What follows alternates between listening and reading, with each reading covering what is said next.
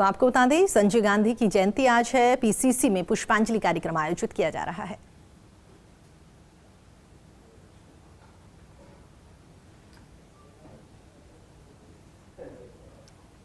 तो आपको बता दें, पीसीसी से ये सीधी तस्वीरें आपको दिखा रहे हैं, जहां पर संजय गांधी की आज जयंती है और उसी को लेकर यहां पर कार्यक्रम आयोजित किया गया है। पुष्पांजलि कार्यक्रम आयोजित किया गया है।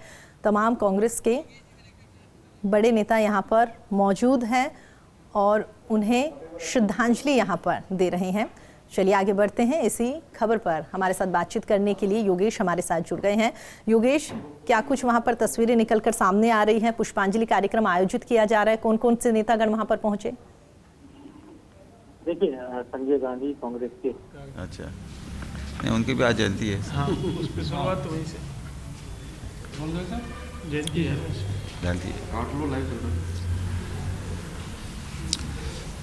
संजय जी को हम सब की तरफ से हार्दिक श्रद्धांजलि अर्पित करते हैं। संजय गांधी जी युवा शक्ति के प्रतीक थे। एक बहुत दूरदृष्टा उनकी सोच थी। 1973, 74, 75, 76 उस वक्त में जो सिद्धांत संजय जी ने प्रतिपादित किए, उन सिद्धांतों के पीछे आज पूरी दुनिया उनको अपनाने में लगी हुई है। चाहे पर्यावरण की बात हो, चाहे परिवार नियोजन की बात हो, ये ऐसे सिद्धांत थे जो उन्होंने 1973-74 से इनकी शुरुआत कर दी थी।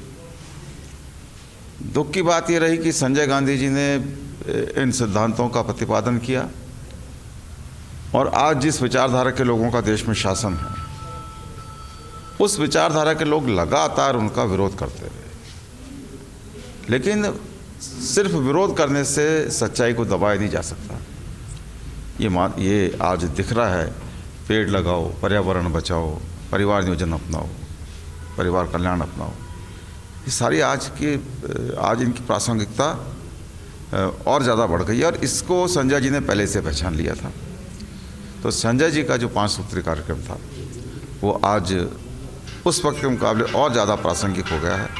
ऐसे दूरदृष्टा नेता को हम सब हार्दिक श्रद्धांजलि अर्पित करते हैं, उनको नमन करते हैं और जो उनके ये सिद्धांत रहे, हम सब लोग संकल्प करते हैं कि आज देश में पर्यावरण को शुद्ध रखने के लिए, पेड़ लगाने के लिए, जनसंख्या को सीमित करने के लिए, इन सब के लिए जो कुछ करना पड़ेगा वो करने का संकल्प हम लोग व्यक्त करते हैं। ये आज का दिन ये हमें बताता है कि उन सिद्धांतों की कितनी महती आवश्यकता है।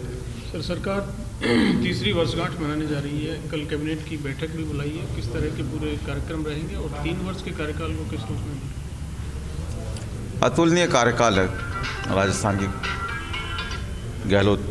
गहलोत 3 सरकार का तीसरा कार्यकाल है अशोक गहलोत जी का मुख्यमंत्री के रूप में। पहला कार्यकाल शानदार था, जिसमें ऑपरेशन पिंक और इस तरह के कार्यक्रम करके सरकार के मजबूत इरादों को उन्होंने दर्शाया। भयंकरतम अकाल रहा, आज़ादी के बाद का सबसे भीषण अकाल का समय अगर किसी ने फेस किया तो मुख्यमंत्री के रूप में अशोक गहलोत जी ने राजस्थान में किया। लेकिन इतना ज़बरदस्त अकाल राहत प्रबंधन था कि जो लोग अकाल पीड़ित किसान थे वो भी ये कहने लगे कि अगर अकाल नहीं होता तो भी हमको हमारे घर में इतना अनाज नहीं होता, हमें इतने सहूलियत नहीं मिलती जितनी अकाल के समय में मिली हैं। तो मजबूत इरादों वाली कल्याणकारी सरकार के रूप में पहला कार्यकाल अशोक गहलोत जी की सरकार का याद किया जाता है।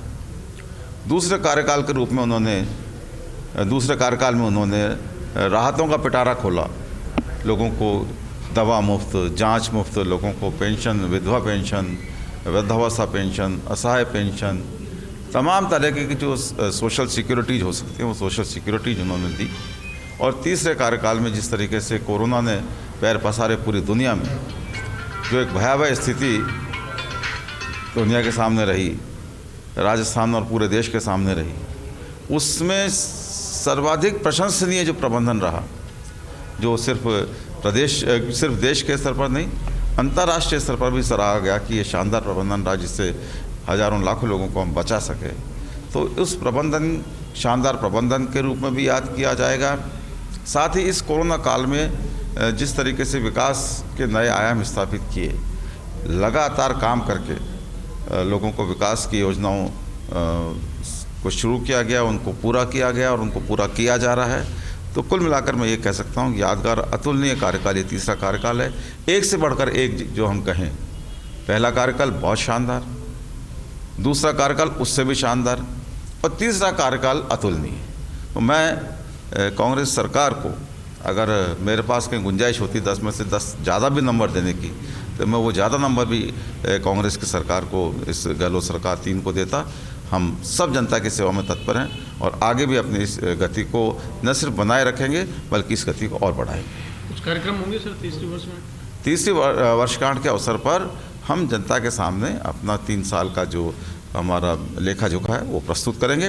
वैसे तो जनता ने अभी जो पिछले हाल ही में 2 उपचुनाव हुए उसमें सरकार के कामकाज पर मोहर लगा दी और सिर्फ सरकार के कामकाज पर मोहर ही नहीं लगाई, जो हमारा प्रतिपक्ष है उसको एक तरीके से नकार दिया। तीसरे नंबर पे, चौथे नंबर पर रह के जमानत जब्त कराना, ये किसी भी राष्ट्रीय पार्टी के लिए बहुत शर्मनाक स्थिति रही। सरकार, जनता ने राजस्थान के कांग्रेस की अशोक गहलोत सरकार के कामों पर मोहर लगाई है। कांग्रेस कार्यकर्ताओं के जो सेवा है जनता के प्रति, उस सेवा पर मोहर लगाई है।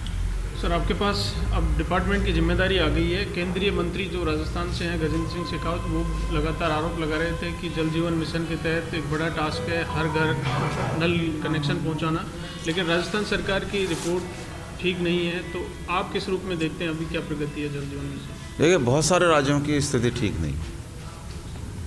जिस तरीके से केंद्र प्रवर्तित योजनाओं को भारतीय जनता पार्टी नीति, ये जो केंद्र सरकार है, ये खिलवाड़ कर रही है। कोई ज़माना था 90 और 10 का रेशो होता था। हर राज्य की आर्थिक स्थिति ऐसी होती है कि वो उसके पास योजनाओं पर पैसा खर्च करने के लिए बहुत कम पैसा होता है, क्योंकि एक बड़ा हिस्सा जो राजस्व का होता है वो केंद्र सरकार के हिस्से में जाता है और वहाँ से राज्यों को हिस्सा मिलता है। केंद्र सरकार लगातार राज्यों के साथ खिलवाड़ कर रही है, उनकी आर्थिक स्थिति को बिगाड़ रही है।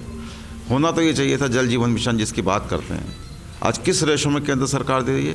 केंद्र सरकार को देना चाहिए था 90%, 10% राज्य सरकार के जिम्मे होना चाहिए था। आज 45% केंद्र सरकार दे रही है, 45% राज्य सरकार दे रही है और 10% स्थानीय जो संसाधन हैं उनसे लेने की बात है। किस बात का ढिंडोरा पीट रहे हैं? बल्कि होना, जैसा मैंने कहा, केंद्र प्रवर्तित योजनाएं वो होती हैं जिनमें केंद्र सरकार का बहुत बड़ा मेजर शेयर होता है। ढिंडोरा तो गजेंद्र सिंह शेखावत जी कुछ ही पीट सकते हैं, लेकिन मैं खुद उनसे आग्रह करता हूँ, राजस्थान की जो भौगोलिक परिस्थितियाँ हैं, राजस्थान को जो संसाधन है, पूरे देश का 10% भौगोलिक भूभाग वो राजस्थान के पास है। पीने का पानी 1% है। कितना ज़बरदस्त खतरनाक स्थिति में हम लोग जीवन जी रहे हैं। मैं राजस्थान के लोगों की जीवट को, उनके जज्बे को सलाम करता हूँ कि तमाम विपरीत परिस्थितियों के बावजूद राजस्थान के लोगों ने हर परिस्थिति का मुकाबला किया है, जीवन के लिए संघर्ष किया है और उसके बावजूद, चाहे देश की आज़ादी के लिए जान देने की बात रही हो, चाहे देश की सीमाओं की रक्षा के लिए लड़ने की बात रही हो, शहादत देने की बात रही हो, जन सेवा करने की बात रही हो, राजस्थान के जो जीवट वाले लोग हैं उन्होंने हमेशा अपनी जिम्मेदारी को पूरा किया है। मैं राजस्थान के लोगों को सलाम करता हूँ, गजेंद्र सिंह जी से निवेदन करता हूँ कि वह राजस्थान के लोगों की समस्याओं को दूर करने के लिए केंद्र से भरपूर पैसा दिलाएं, जो केंद्र की जिम्मेदारी भी है।